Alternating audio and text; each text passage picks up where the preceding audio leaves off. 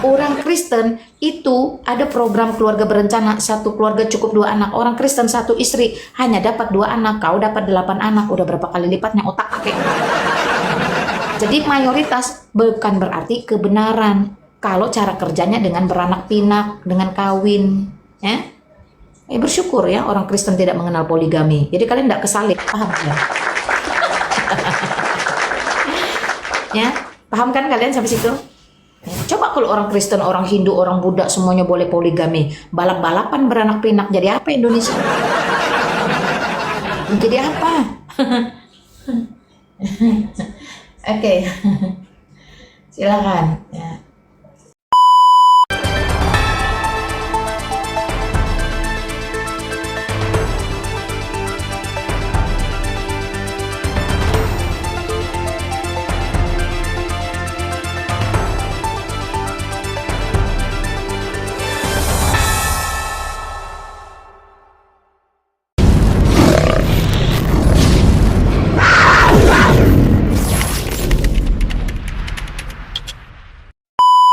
Kegembiraan dan sukacita yang ia maksud itu adalah kegembiraan yang seperti apa dan yang sukacita seperti apa. Dan itu jelas tertulis tadi di ayat ke-17, kegembiraan dan sukacita karena Tuhan. Jadi bukan karena bisa punya bini lebih dari satu, enggak. Bukan karena nah, mulai bergejolak nih iblisnya ya. Iblisnya mulai bergejolak, perhatikan. Jadi sukacitanya karena Tuhan, ya, bergembiranya karena Tuhan, bukan karena menang lotre. Wah, tidak seperti itu teman-teman ya. Jadi sukacita hal-hal duniawi seperti itu bersifat fana. Sukacita karena dijanjikan jima 72 bidadari. Itu tidak membuat sukacita. Bingung saya kalau ada orang bersukacita seperti itu. Ya, oke. Kita lanjutkan. Kegembiraan dan sukacita yang di luar Tuhan bukanlah kegembiraan dan sukacita yang dimaksudkan oleh pemazmur. Siapa yang tulis Mazmur, teman-teman bisa cek nanti ya. Nah, biarlah bergembira dan bersukacita karena Engkau, semua orang yang mencari Engkau. Ya, kata pemazmur. Jadi biarlah bergembira dan bersukacita. Mengapa bukan biarlah bersyukur coba? Kenapa di situ tidak biarlah bersyukur orang yang mencari Engkau, biarlah bersyukur orang yang mengandalkan Engkau, dan tapi kenapa disuruh bergembira dan bersukacita? Perhatikan teman-teman ya. Nah, jadi kita biar bisa belajar, karena kegembiraan dan sukacita itu justru adalah buah dari rasa syukur. Orang yang bersyukur pasti bersukacita dan bergembira. Gak mungkin orang bersyukur itu bersungut-sungut ya, manyun aja. Orang yang bersyukur pasti bergembira dan bersukacita. Orang yang manyun itu orang yang hatinya lagi dipenuhi mungkin syakwa sangka, mungkin hasad, penyakit hati, iri dengki, melihat orang terkenal, melihat orang bisa memberitakan Injil, dakwah atau syiar, segala macam. Jadi dia tidak mungkin bergembira dan bersukacita karena hatinya dipenuhi kebencian, kedengkian. Makanya hati-hati dengan ajaran yang menyuruh kamu membenci orang, teman-teman ya. Hati-hati dengan ajaran yang menyuruh kamu mendengki atau membenci orang. Kamu nggak akan memiliki sukacita, kamu nggak akan bisa bergembira karena syukur tidak ada di dalam hidupmu. Ini penting teman-teman ya. Jadi sukacita dan gembira itu keduanya lahir dari rasa syukur. Keduanya itu adalah tanda dari rasa syukur. Jika ada kegembiraan dan ada sukacita, maka di sana pasti ada rasa syukur. Orang yang tidak bersyukur tidak mungkin bisa bersukacita. Yang ada cuman bersungut-sungut, yang ada cuman mengeluh, yang ada cuman mencela, yang ada cuman iri dengki, yang ada cuman cemburu, dan seterusnya ya. Perhatikan, jadi dia tidak memiliki rasa syukur. Kita perhatikan teman-teman ya.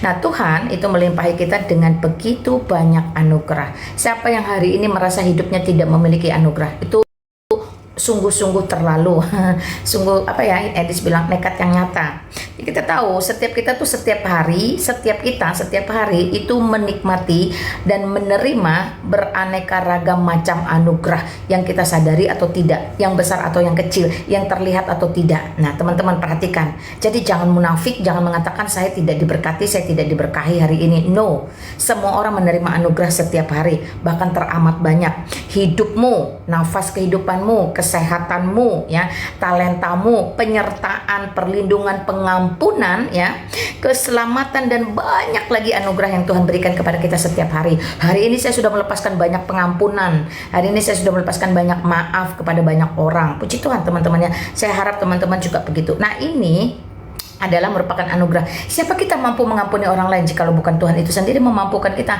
membuat hati kita itu lapang, los, legowo, ya. Nah, ini luar biasa sekali. Hal-hal luar biasa itu dianugerahkan kepada kita walaupun sebenarnya kita tidak layak terima. Siapa saya mampu mengampuni orang lain? Apakah saya layak mengampuni orang lain? Ya, bersyukur Roh Kudus memampukan kita untuk mengampuni orang lain apapun perbuatan jahat orang lain, melukai pikiran kita, perasaan kita, atau mungkin memang mencederai kita dengan sengaja. Nah, puji Tuhan teman-teman ya, hal-hal yang besar ini sebenarnya tidak layak kita terima. Tetapi jika kita sungguh menyadari semua kebaikan Tuhan, dari kita buka mata sampai tutup mata, dari setiap pilihan yang akhirnya kita mendapatkan hikmat bijaksana untuk mengambil yang terbaik, ya, kita tahu hati kita itu pasti dipenuhi rasa syukur. Jujur teman-teman, hari ini saya sangat bersyukur ada satu beban yang sudah lepas yang selama ini menghimpit saya. Saya mengampuni orang, saya melepaskan orang, walaupun ceritanya simpang siur, tidak karu-karuan, terserah. Saya tetap akan memberi batasan tembok yang tinggi, tebal, dan luas. Sebagai orang Kristen, saya berpijak di atas kebenaran firman Tuhan untuk tidak membalas kejahatan dengan kejahatan, untuk tidak membalas dendam, untuk tidak menyimpan kepahitan atas segala perbuatan yang dilakukan dengan sadar dan sengaja, baik manual, baik dia personal maupun dia komunal. Perhatikan teman-teman. Jadi hari ini saya sangat bersyukur. Syukur saya tidak terkatakan. Sampai saya itu bisa tidur tadi siang ya. Puji Tuhan teman-teman. Nah, jadi kita melihat jika rasa syukur itu ada, dia akan meluap dan mengalir dari sana kegembiraan sejati. Saya masih bisa memberitakan Injil, saya masih bisa bertemu teman-teman, bersilaturahim walaupun hanya melalui sosial media. Ini adalah salah satu sukacita yang tidak terkira hari ini. Tadinya saya terpuruk bisa jadi, tadinya saya dihambat, tadinya saya dibuat untuk minder, tadinya saya ditakut-takuti, tadinya saya bahkan diancam, ya, segala macam teman-teman ya. Nah, itulah perkara-perkara yang diciptakan oleh iblis untuk menghambat penginjilan. Termasuk typing-typing atau komen-komen negatif. Itu adalah cara-cara iblis untuk menggoncangkan kita. Bersyukur sekali lagi ya, kalau kita mampu bersyukur, maka sukacita dan damai sejahtera dan kegembiraan itu tetap terpancar dari seluruh kehidupan kita. Nah teman-teman, kita sebenarnya tahu, semua kita ini tahu bahwa kita sungguh-sungguh hidup hanya jika kita menyadari semua kebaikan Tuhan. Siapa di sini yang masih nggak sadar bahwa kalau kamu hidup sampai detik ini itu karena kebaikan Tuhan, dan kalau kamu hidup sampai hari ini itu hanya ada dua yang Tuhan tuntut dari kamu. Pertama itu bertobat, dan yang kedua itu ya memberitakan Injil. Karena di luar Kristus tidak ada keselamatan. Teman-teman harus paham itu ya. Semua kebaikan Tuhan, kemudian bersyukur karena kebaikan itu. Pertanyaannya, jika dari hati tidak pernah meluap kegembiraan atau sukacita, sungguhkah teman-teman memiliki rasa syukur? Tiap hari bersungut-sungut, tiap hari gimana caranya membenci orang, perangilah orang kafir.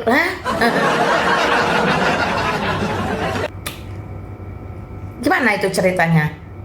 Ya, tentu itu membuat kamu tidak akan pernah bisa bersyukur. Karena apa? Karena hatimu dipenuhi dengan hasad, kebencian, kedengkian, ya, kemarahan, dendam, ketidaksukaan, dan segala macam hal yang negatif. Kamu tahu itu sumbernya dari iblis. Makanya berhati-hati dengan ajaranmu ya, karena ajaran itu menentukan kelakuanmu, dan kelakuanmu itu adalah ungkapan bagaimana Allahmu, Tuhanmu, atau nabimu mendidik kamu ke arah yang sesat. Nah, jadi jika tidak ada rasa syukur di hati, ya, artinya lupakah kamu akan anugerah Tuhan setiap hari?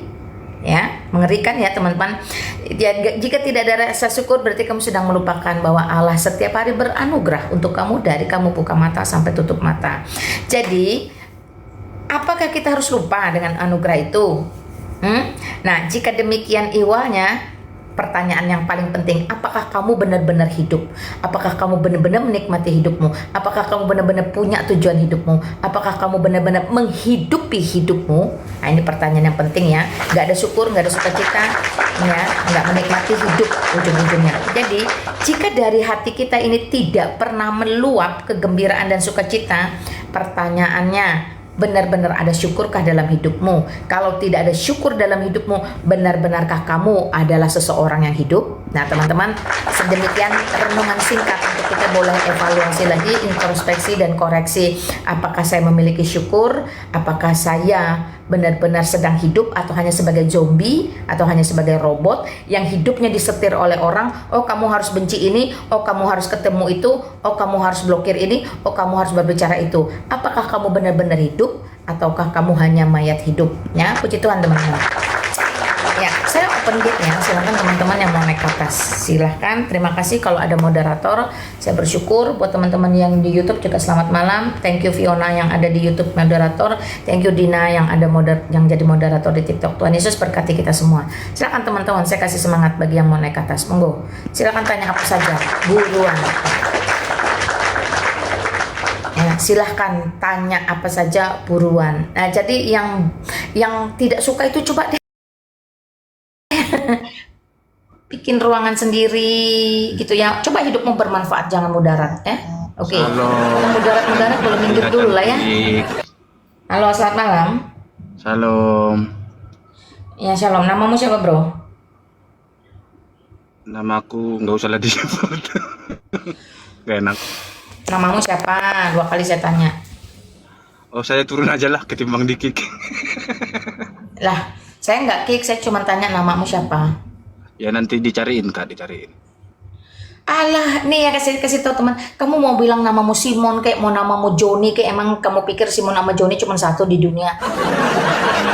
Orang Kristen nggak jelas-jelasnya hidup. Silakan naik yang benar. Kalian mau Kristen kayak mau Islam, kalau naik ke atas saya tetap akan pakai SOP. Kalau di tempat Edis kalian harus buka kamera. Kalau di tempat saya itu cukup sebut nama aja ya. Sebut nama aja kamu udah nipu, apalagi yang lain gimana sih ah? Silakan. Saloko ngingis, umat-umat Islam dibodohi oleh ulama, ustadz dan guru agama mereka sendiri. Mari tertawa.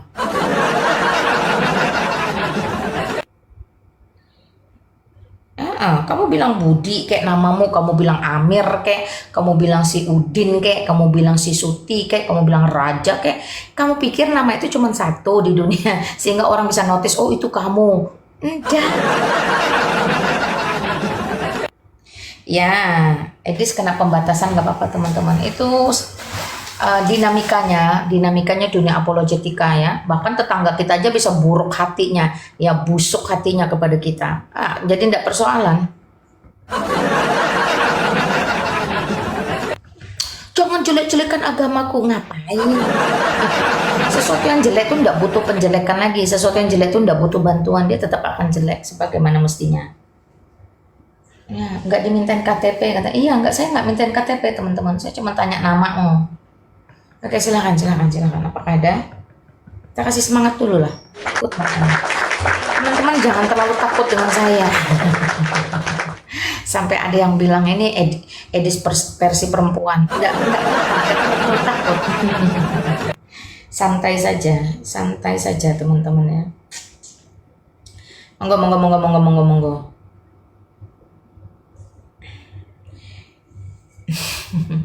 Kalian nggak ada saya, kalian cari-cari. Ada saya kalian geruduk-geradak ribut sendiri.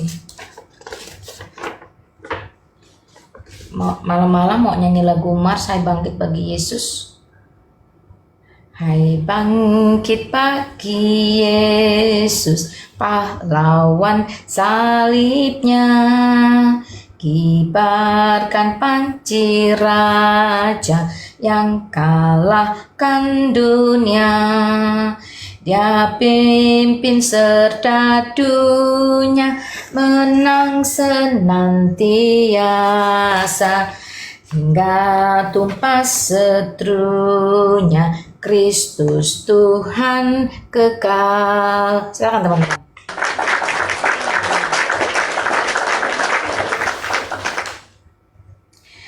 Kalau kebenaran pasti dibatasi, tapi kalau tukang pendusta banyak yang nonton. Nah itulah dunia teman-teman. Kita hidup di tengah dunia yang berdosa, sudah dikutuk akibat perbuatan Adam. Tanah dikutuk, semua dikutuk, laki-laki dikutuk, perempuan dikutuk, iblis dikutuk.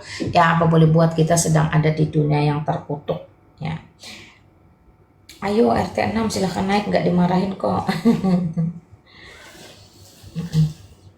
Ya. Ada lagi orang berpikiran picik ya. Untuk apa menghina kalau sudah hina, saya tanya. Tahu nggak yang membuat itu terhina itulah kelakuan kalian tuh loh. Adab kalian tuh yang membuat itu semakin hina. Karena apa? Mudarat di mana-mana, mudarat. Sebaik-baiknya manusia itu yang bermanfaat, bukan yang mudarat. Nah, saya sekarang sedang dakwah, kamu ngapain di bawah dungu-dungu gitu, tulis-tulis yang enggak. Coba kamu naik sini tanya santun beradab sama saya. Saya coba saya mau lihat punya adab enggak. Naik.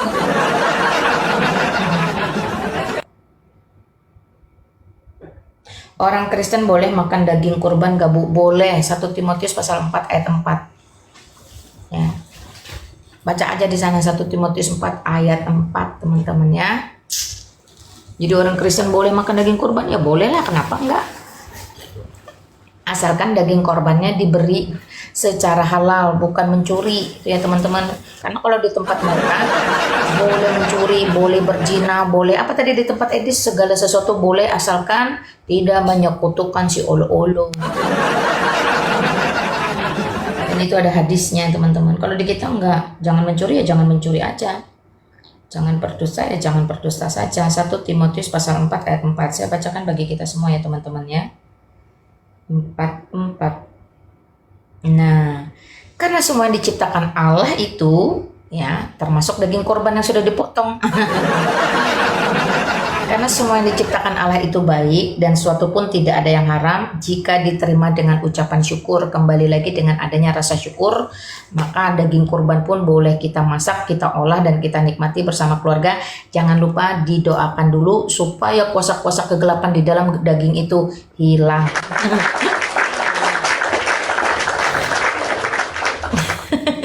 Kalau masalah kurban kita udah bahas kemarin di ruang edis ya. Berhari-hari kita bahas apa tujuan kurban, makin dibahas makin bingung mereka kenapa berkurban.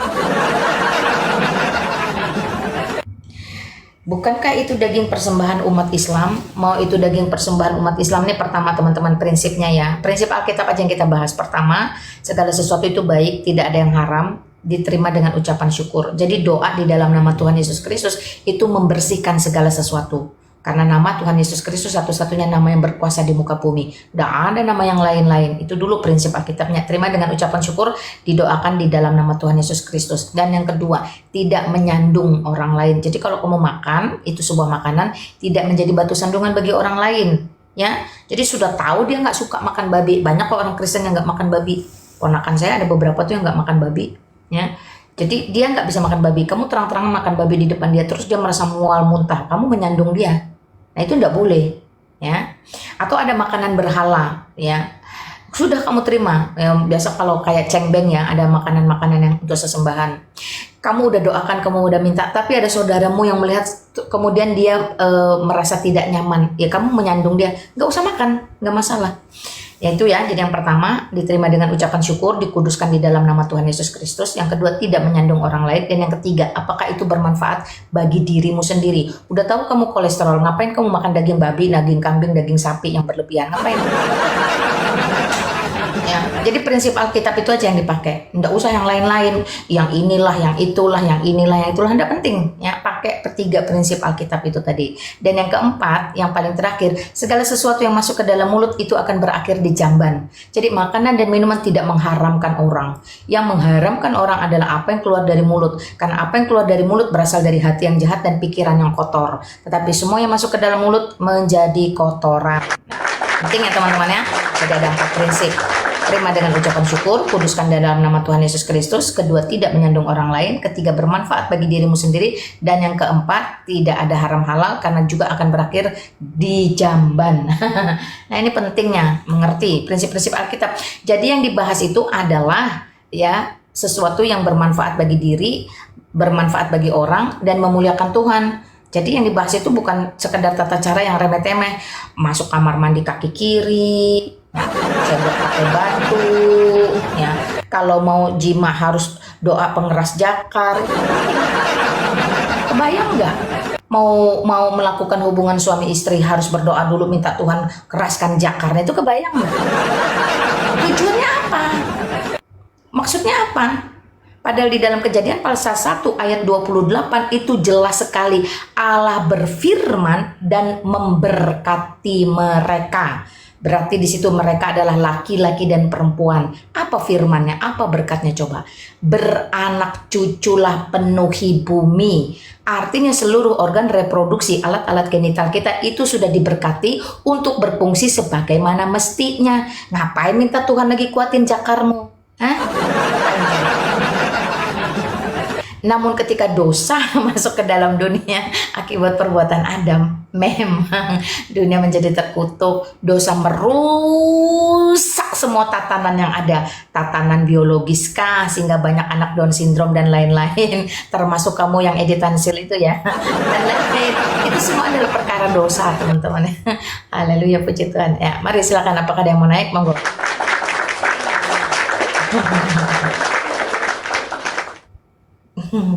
Kan kurban itu kendaraan mereka masuk surga. Itu dia bingung saya. Ke surga harus ada jembatan yang menghubungkan dari neraka. Saya tanya pemborongnya siapa, nggak ada yang tahu. Ke surga harus ada kendaraannya.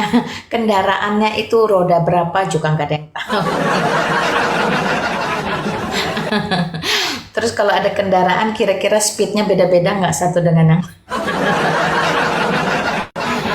Oke lah teman-teman ya. Monggo silakan lagi. Ada lagi doa kasihlah banyak istri supaya dilantar.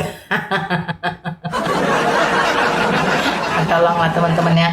Kalau berdoa itu makanya satu-satunya doa yang paling perfecto di muka bumi dari seluruh umat yang ada, keyakinan yang ada, itu hanya doa Bapa kami yang diajarkan langsung oleh Yesus Kristus yang adalah Allah itu sendiri, Tuhan itu sendiri yang nuzul ke dunia menjadi manusia. Jadi Allah dengan segala otoritas yang ada di dalam Kristus itu mengerti betul apa yang Allah mau ya terhadap manusia lakukan, dan apa yang perlu manusia minta di hadapan Allah. Wah, Yesus Kristus itu luar biasa. Makanya doa Bapa kami itu kualitas, mau berbicara kualitas, mau berbicara apapun, itu satu-satunya doa yang tidak egosentris ke seluruh umat manusia dengan agama yang dibuat dari dunia yang berdosa ini. Doanya semua egosentris, minta sehat, minta sukses, minta lancar, minta keturunan, minta ini, minta itu. Sangkanya dia itu juragan, tinggal minta gitu. Enggak bisa.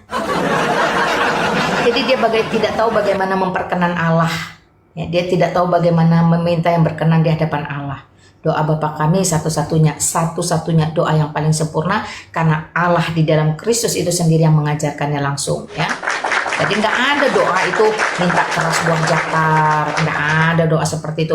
Minta tambah istri, nggak ada doa seperti itu. Minta supaya orang Yahudi dan Nasrani dipersempit jalannya, nggak ada doa seperti itu. Nggak ada. Doa-doa kejahatan dan doa-doa egosentris seperti itu tidak ada di dalam iman yang benar, tidak ada diajarkan oleh Allah yang benar, tidak ada juga dituntut atau diminta oleh Allah yang benar. Ya, tidak ada seperti itu. Makanya kita bersyukur ketika Kristus mengajarkan kepada kita doa Bapa kami. Coba deh teman-teman sekarang yang dengarkan saya yang mungkin non-Kristen ya, non-Kristen, coba deh. Kamu cek deh doamu, isinya apa coba? Coba cek doamu apa coba? Salah satunya ya, itu tadi Al-Fatihah. Kamu cek deh, Al-Fatihah tuh isinya apa sih? Mendoakan orang-orang itu supaya celaka.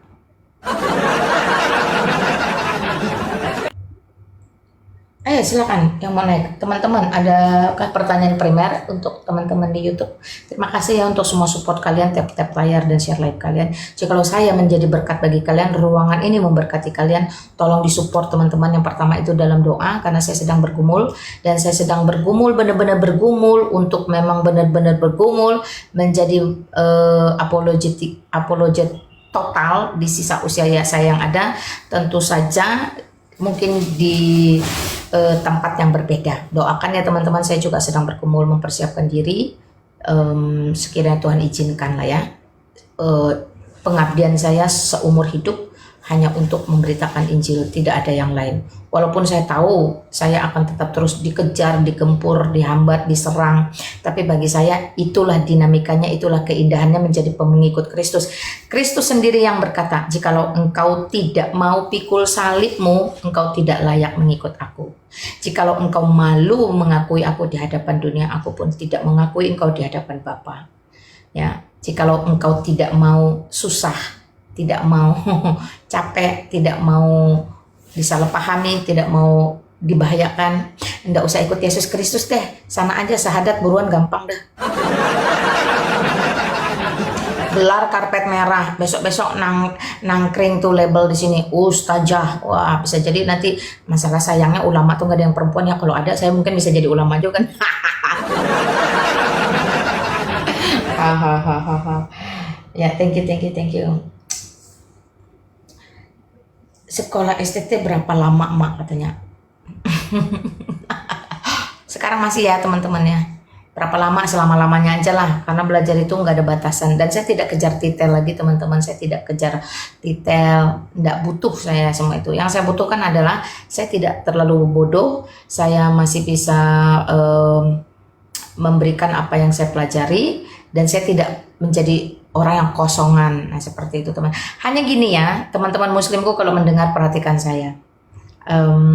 Saya itu sebenarnya tidak dipanggil untuk diskusi dan tidak dipanggil untuk berdebat. Saya sebagai orang reform, Injilis, saya melihat dari Pak Tong itu lebih dipanggil untuk Anda bertanya, kami menjawab. Anda bertanya, saya menjawab. Nah, kenapa? Karena memang panggilan orang beda-beda ya. Silakan. Tapi bukan berarti saya tidak bisa diskusi. Bukan berarti saya tidak punya data. Bukan berarti saya tidak bisa berdebat. Dulu, waktu saya Islam, saya juga jago debat. Tukang debat. Jago debat, tukang debat. Nggak bisa kalah ngomong tuh. Bahkan dulu lebih parah lagi. Kalau mulut saya ini kalah, tangan saya yang bicara, teman-teman.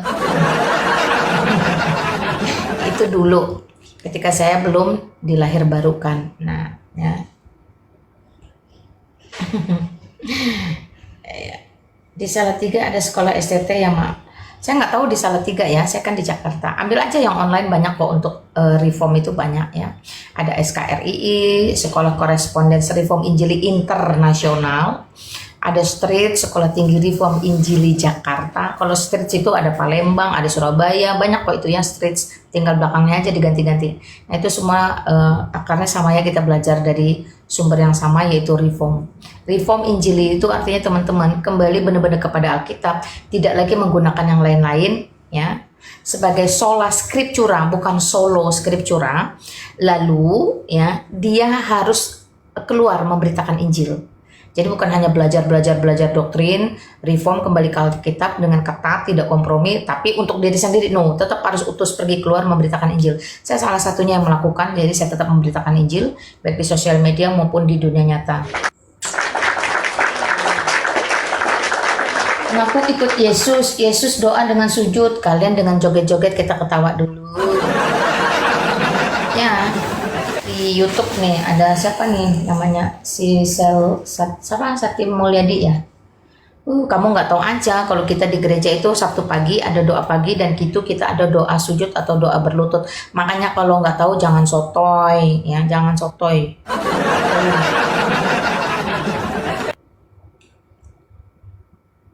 Ya, silakan teman-teman, apakah ada yang mau naik? Monggo kalau ada yang mau tanya. Yesus Kristus adalah juru selamat umat manusia yang percaya kepadanya. Amin. Oke, betul ya. Thank you teman-teman YouTube. Jadi orang Kristen berdoa itu, teman-teman, tidak mengutamakan gerakan tubuh atau ritual, tidak, tapi lebih mengutamakan roh ya. Karena berdoa, bertemu dengan Allah, bersekutu dengan Allah itu di dalam roh dan kebenaran, bukan di dalam ritual-ritual. Emangnya kamu pikir dengan ritual-ritual Allahmu lalu muncul gitu? Enggak. Ya, jadi dengan di dalam roh dan kebenaran, itu bedanya. Nah, silakan, selamat malam. Selamat Mak, Sugeng Dalu Shalomnya, Sugeng Dalu. Oke, monggo, silakan Mas. Nah, dunia, Silakan, terutama Mas. raja-raja itu ya, mengalahkan dengan pedang, dengan kekerasan ya, mengalahkan dunia itu loh. Maksudnya mau mengibarkan bendera kemenangan ya. setelah saya pelajari, misalnya kubilaikan, Gajah Mada kan dengan powernya, kekuatan itu ya. Tetapi Tuhan Yesus itu mengalahkan jagat, mengalahkan dunia dengan belas kasih. Keren ya. Dengar Nggak tuh ngangkat teman-teman pedang ya. gitu loh. Yes. Beda dengan Daud, Saul, ya kan? Mereka kan bawa pedang toh. Kubilaikan, Betul. Gajah Mada, ya sini. Piye kok iso ngono istimewa piye ya? Silahkan. Terutama Oke aku tadi tuh teman-teman. baca di ini loh. Yohanes 16 ayat 32b dan 33. Tenang, aku sudah mengalahkan dunia. Itu kan ring 1 ngomongnya, sama ring 1 kan. Ya, Keren ya. itu Dia ketika jadi Yesus Kristus belas kasihnya itu Betul. meninggalkan kedamaian. Lah itu loh nya. Sing tak goleki gitu itu loh. Nek guru ngangkat pedang tok akeh tunggale. Lanjut. Monggo. Oke, ya teman-teman perhatikan teman-teman ya. Tadi pertanyaannya menarik. Raja-raja itu memperluas daerahnya atau menaklukkan orang itu dengan pedang dan perang, ya. Termasuk si Muhammad ya teman-teman. Tetapi dia tetap tidak bisa menguasai dunia.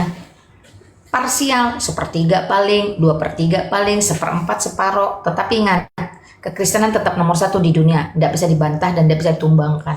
Nah pertanyaannya, mengapa Yesus Kristus yang tidak pernah mengotori tangannya dengan pedang dan perang, tidak pernah mengotori tangannya dengan darah, justru kerajaannya tidak berakhir sampai sekarang dan kekuasaannya menjadi nomor 1, bahkan pengajarannya yang tidak menggunakan pedang dan perang itu bisa menerobos hati manusia yang paling pekat sekalipun, yang paling gelap, yang paling kotor, yang paling sadis itu. Why? Kenapa? Ya, karena memang hanya kasih yang bisa melembutkan orang, hanya kasih yang bisa membuat orang itu meleleh, teman-teman ya.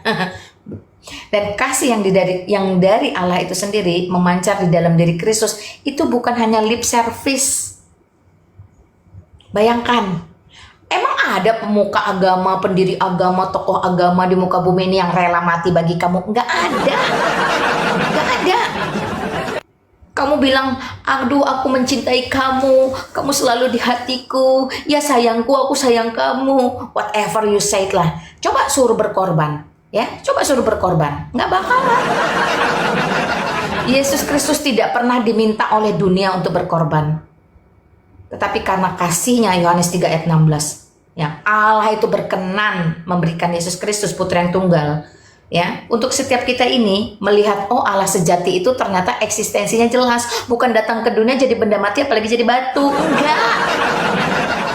Dia datang benar-benar jadi manusia. Kenapa? Loh, kalau Tuhan mau menyelamatkan binatang, jadi Tuhan jadi binatang dong. Karena Tuhan mau menyelamatkan manusia, dia datang jadi manusia. Ah, itu bahlul morakab tuh. Bahlul morakab pola pikiran. Emangnya flora dan fauna punya dosa yang harus dipertanggungjawabkan di hadapan Allah? Ayo dong cerdas dikit. Yang harus bertanggung jawab di hadapan Allah, yang akan mengalami kematian kekal itu manusia karena konsen dan seriusnya perkara dosa, yaitu maut upahnya. Maka Allah itu berbelas kasihan. Demikianlah Kristus dengan segala kerajaannya itu tidak akan pernah bisa dibantah. Sebab apa? Sebab Allah itu kasih dan Kristus itu kasih. Kasih itu bisa menerobos banyak hal. Kasih bisa menembusi hati manusia yang paling jahat sekalipun. Hari ini pun saya sudah membuktikan kasih. Ketika ada orang begitu menyakiti saya, begitu melukai saya, begitu sudah mempengaruhi saya, merusak saya dalam beberapa hal, hari ini saya lepaskan pengampunan. Kenapa? Saya tahu segala kasih yang ada di dalam diri saya juga sumbernya dari Kristus, teman-teman ya. Maka itu kita bersyukur. Di dalam Yohanes pasal 16 tadi, ya, pertanyaan Yesus, percayakah kamu sekarang? Ya, yang belum percaya bertobatlah ya. Lihat saatnya datang, bahkan sudah datang ya. Already but not yet. Nah, kalau istilah kami itu begitu. Yesus Kristus itu sudah datang yang satu kali ya, membuktikan kuasanya, kasihnya dan ketaatannya. Dia tidak gagal seperti Adam. Tetapi not yet, karena kesempurnaan itu pada kedatangan dia yang kedua kali ya. Bahwa kamu dicerai-beraikan masing-masing ke tempatnya sendiri dan kamu meninggalkan aku seorang diri. Ini perkara di Taman Getsemani. Namun aku tidak seorang diri, karena Bapa menyertai aku. Ya, jadi Yesus Kristus dalam kemanusiaannya tidak pernah bekerja berdasarkan kehendak dagingnya sendiri, tetapi Bapa yang dia adalah firman Bapa itu sendiri yang menyertai. Semuanya itu kukatakan kepadamu supaya kamu beroleh damai sejahtera dalam aku. Jujur, waktu saya Islam, Bang Stephen Islam juga nggak pernah merasakan damai sejahtera. Yakin saya, ya. Karena kami hidup tanpa Kristus, di luar Kristus, ya. Tetapi kamu beroleh damai sejahtera dalam aku. Dalam dunia kamu menderita penganiayaan. Saya sekarang sedang mengalami penganiayaan lahir batin, terutama di dalam pelayanan saya di sosial media. Ketika nama saya dalam beberapa belakangan ini sengaja dirusak, ya seperti itu teman-temannya. Tetapi kuatkanlah hatimu. Hari ini saya sudah melepaskan pengampunan langsung kepada sang perusak itu teman-temannya. Aku, kata Tuhan, telah mengalahkan dunia. Dunia ini teman-teman sudah dikalahkan oleh Yesus Kristus. Dunia loh, bukan Indonesia, bukan Eropa, bukan Amerika, bukan Australia, tapi dunia sudah dikalahkan oleh Kristus. Itu sebab kerajaannya sampai sekarang tidak akan pernah berakhir, walaupun tanpa pedang dan perang. Amin.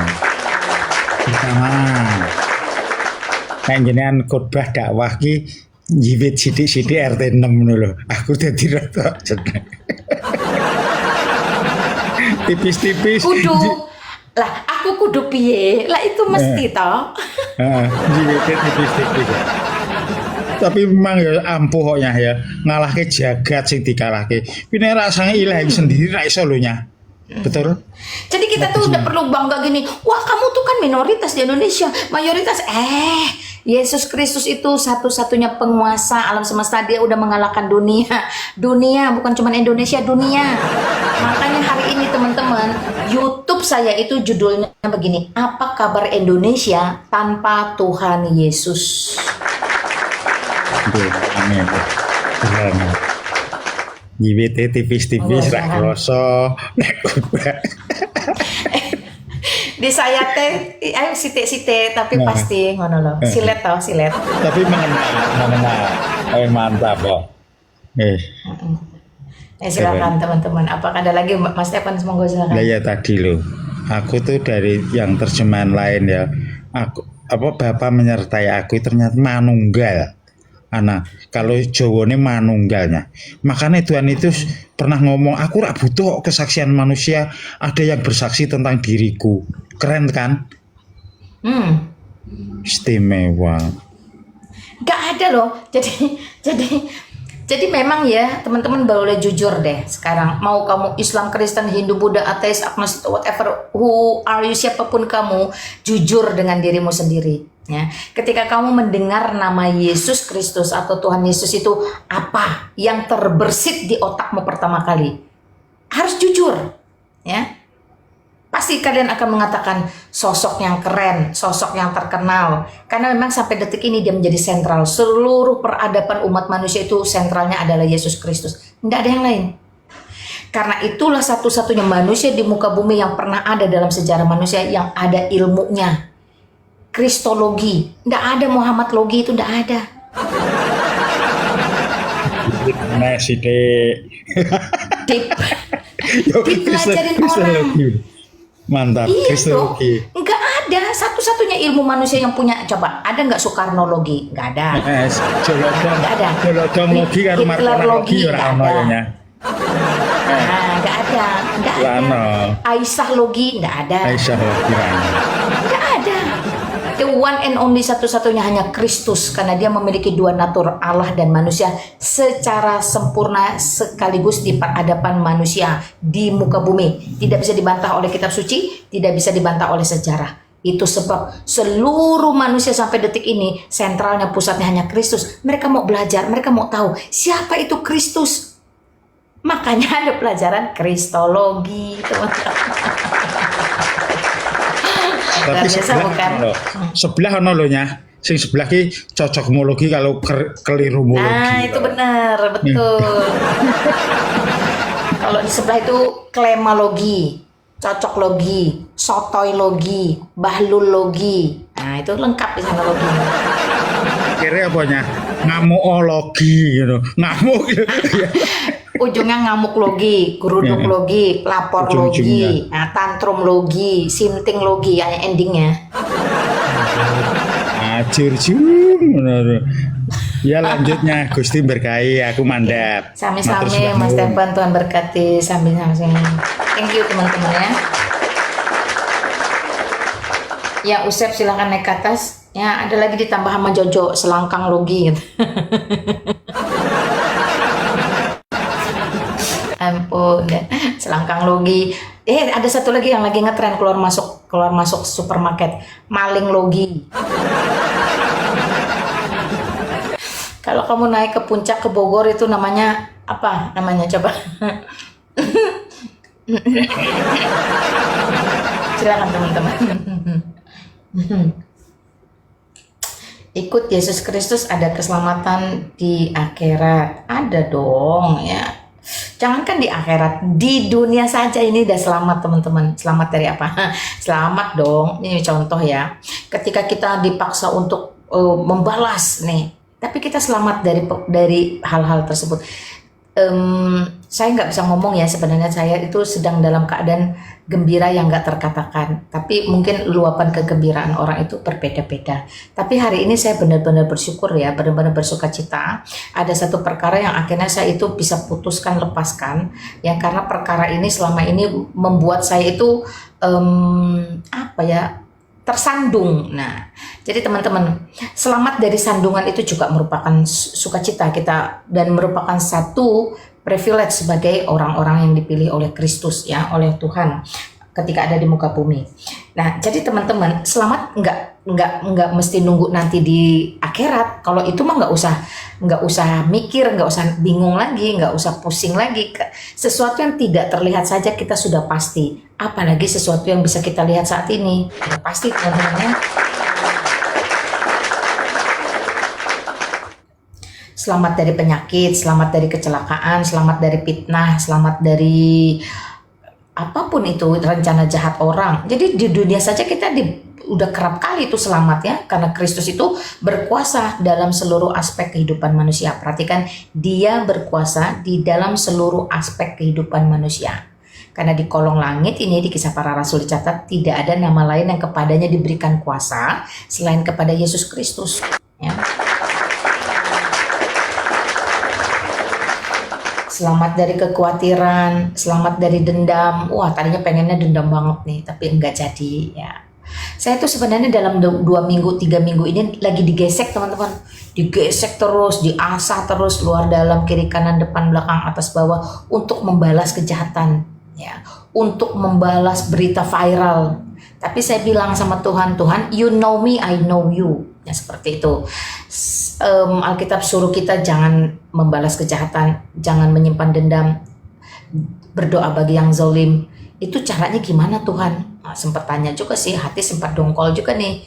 Ya, ditambah pergumulan-pergumulan yang lain. Tapi Tuhan bilang apa? Lepaskan pengampunan. Ya.